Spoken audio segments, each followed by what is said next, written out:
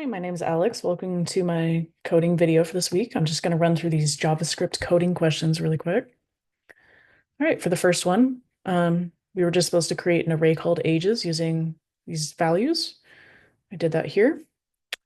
For 1a, subtract the last element or the first element in the array from the last element. So I did the length of the array minus 1 to get the last element, and then index 0 to get the first element. And we get 90. 93 minus 3 is 90. For 1b, just add a new age to the array and then do the same thing, subtract them, the last element from the first element. So I added 14 using push. And then if we do that, we get 11. 14 minus 3 is 11. For part 1c, use a loop to iterate through and calculate the average age. I just did that using a for loop and then console.logged total divided by ages.length. And in this situation, we get 27.1. And I did use a calculator to go through and double check all these. Okay, question 2. Create an array called names that contains the following values, a bunch of strings.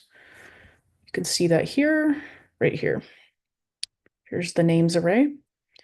For part 2a, use the loop to iterate through, calculate the average number of letters per name.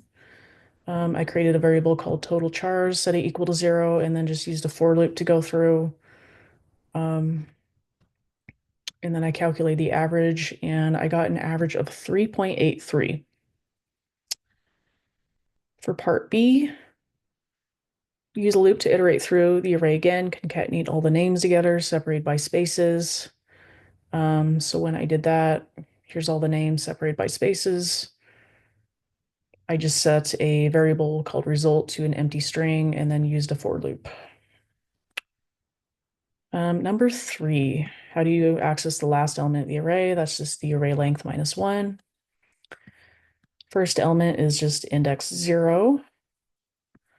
Question 5, create a new array called name lengths. Iterate over the previous array, add the length of each name to the name lengths array. So I did that. I pushed all of the name lengths to the new array, and I got this new array with these different lengths in it. Okay, number 6. Write a loop to iterate over the name lengths array and calculate the sum of all the elements in the array. So I used a for of loop for that again, and if I console.log that, I get 23 as the sum. Number 7. For this one, I wrote a function that takes 2 parameters, and it takes a word, concatenates to itself n number of times. So concatenate word n number of times, takes in these 2 parameters.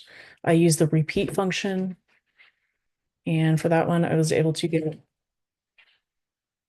hi printed out several times because I passed in a value of 4. So hi 4 times.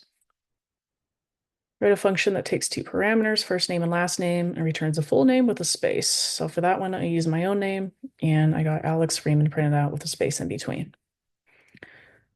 Number 9, this one takes an array of numbers, returns true if the sum of the numbers in the array is greater than 100. So I did that, and I used a function called add numbers, as well as the reduce method, and then I used an if statement for this one. And I did get true. So the sum of